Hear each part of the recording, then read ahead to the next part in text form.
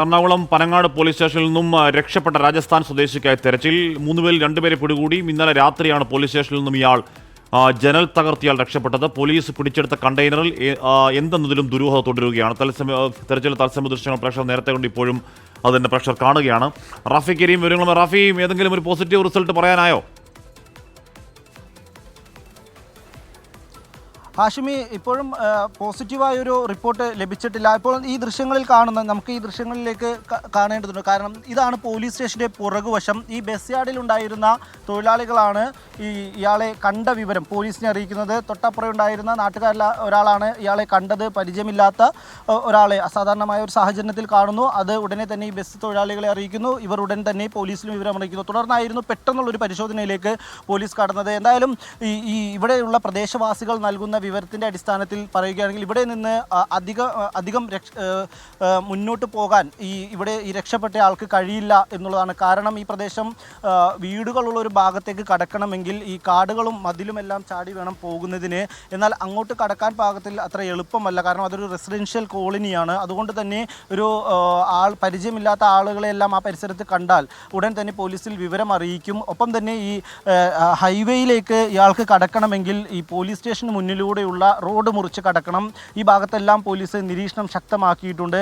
നിലവിൽ പോലീസ് പരിശോധന നടത്തുന്നതും ഇവിടെയുള്ള ഒഴിഞ്ഞ കെട്ടിടങ്ങളിലും ഒപ്പം തന്നെ കാട് പിടിച്ച് കിടക്കുന്ന കെട്ടിടങ്ങളിലും നിർമ്മാണത്തിലിരിക്കുന്ന കെട്ടിടങ്ങളിലും സ്ഥാപനങ്ങളിലുമാണ്. കാരണം ഈ പരിസരത്ത് നിന്ന് ഇയാൾക്ക് രക്ഷപ്പെടാൻ കഴിയില്ല എന്നുള്ളതാണ്. കാരണം തൊട്ടപ്പുറയുള്ളത് കായലാണ്. ഒപ്പം മറുവശത്തേക്ക് കടന്നാൽ അവിടെ പോലീസിൻ്റെ നിരീക്ഷണം ശക്തമാണ്. അങ്ങോട്ട് കടക്കണമെങ്കിൽ ഈ പോലീസ് സ്റ്റേഷന് മുന്നിലൂടെ തന്നെ കടന്നു പോകേണ്ടതുണ്ട്. റോഡ് ക്രോസ് ചെയ്ത് മുന്നോട്ട് പോയാൽ ആ ഭാഗത്ത് പോലീസിൻ്റെ നിരീക്ഷണം ശക്തമാക്കിയിട്ടുണ്ട്.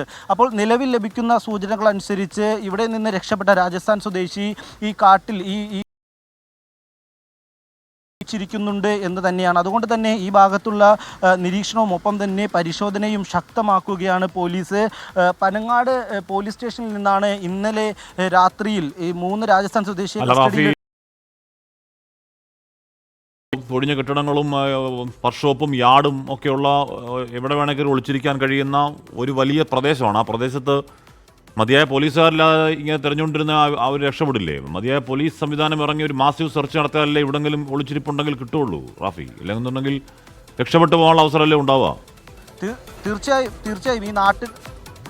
തീർച്ചയായും നാട്ടുകാരും പറയുന്നത് തന്നെയാണ്. ഈ മതിലെല്ലാം കടന്ന് ഈ പ്രദേശത്ത്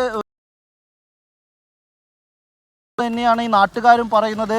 ഈ നാട്ടുകാർ പറഞ്ഞതനുസരിച്ച് ഇയാൾ കാഴ്ചയിൽ ചെറുപ്പക്കാരനാണ്, കായികക്ഷമതയുള്ള ഒരാളാണ്. അതുകൊണ്ട് തന്നെ ഇയാളെ തിരയാൻ വലിയൊരു പോലീസ് സംഘം തിരഞ്ഞു കഴിഞ്ഞാൽ ഇയാളെ ലഭിക്കുമെന്നുള്ളത് തന്നെയാണ്, കണ്ടെത്താൻ കഴിയുമെന്നുള്ളത് തന്നെയാണ് നാട്ടുകാരും പറയുന്നത്. കാരണം ഈ പ്രദേശത്ത് നിന്ന് അതിവേഗം രക്ഷപ്പെടാൻ ഇയാൾക്ക് കഴിയില്ല. കാരണം പ്രദേശത്തെക്കുറിച്ച് നല്ല അറിവുള്ള ആൾക്ക് പോലും ഇവിടെ നിന്ന് പുറത്ത് കടക്കാൻ ബുദ്ധിമുട്ടാണ്.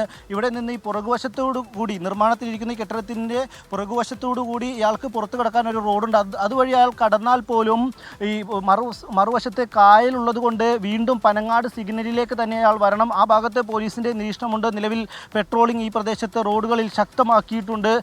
ഒപ്പം തന്നെ ഇയാൾ റോഡിലേക്ക് ഹൈവേയിലേക്ക് രക്ഷപ്പെടാൻ ശ്രമിച്ചാൽ അതും പോലീസ് സ്റ്റേഷന് മുന്നിലൂടെ മാത്രമേ സാധിക്കൂ. അതുകൊണ്ട് തന്നെ ഇപ്പോഴുള്ള ഈ കാട് നിറഞ്ഞ 1 കിലോമീറ്റർ ചുറ്റളവിലുള്ള ഈ പ്രദേശത്ത് തന്നെയായിരിക്കും ഇവിടെ നിന്ന് രക്ഷപ്പെട്ട രാജസ്ഥാൻ സ്വദേശി ഉണ്ടായിരിക്കുക എന്നുള്ളത് തന്നെയാണ് നാട്ടുകാർ പങ്കുവയ്ക്കുന്നതും. ഒപ്പം പോലീസിൻ്റെയും സൂചനകൾ ആ നിലയിൽ തന്നെയാണ്. അതുകൊണ്ട് തന്നെയാണ് പോലീസ് ഈ നിലയിൽ പരിശോധന നടത്തുന്നത്. ഇപ്പോൾ പോലീസിൻ്റെ പെട്രോളിംഗ് ജീപ്പ് ഇങ്ങോട്ട് കടന്നു വരുന്നുണ്ട്. കൊച്ചി സിറ്റിയിൽ നിന്നുള്ള പെട്രോളിംഗ് ജീപ്പാണ്, പനങ്ങാട് പോലീസ് സ്റ്റേഷനിലെ പെട്രോളിംഗ് ജീപ്പാണ് കടന്നു പോകുന്നത്.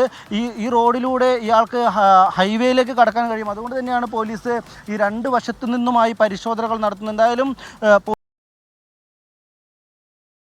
ഇയാളെ കണ്ടാൽ പോലീസിനെ വിവരം അറിയിക്കുന്നുണ്ട്. ആ നിലയിൽ രഹസ്യ വിവരങ്ങൾ പോലീസ് ശേഖരിക്കുന്നുമുണ്ട്. എന്തായാലും പോലീസിൻ്റെയും നിരീക്ഷണം ശക്തമാണ്. പോലീസും പരിശോധനകൾ നടത്തുന്നുണ്ട്. എന്നാൽ ഈ ഒരു 1 കിലോമീറ്റർ ചുറ്റളവിലുള്ള പ്രദേശത്തെ ഭൂരിഭാഗ സ്ഥലവും കാട് പിടിച്ചു കിടക്കുന്ന ഒരു സാഹചര്യമാണ് ഉള്ളത്. 10-ലധികം കെട്ടിടങ്ങൾ ഉപേക്ഷിച്ച നിലയിൽ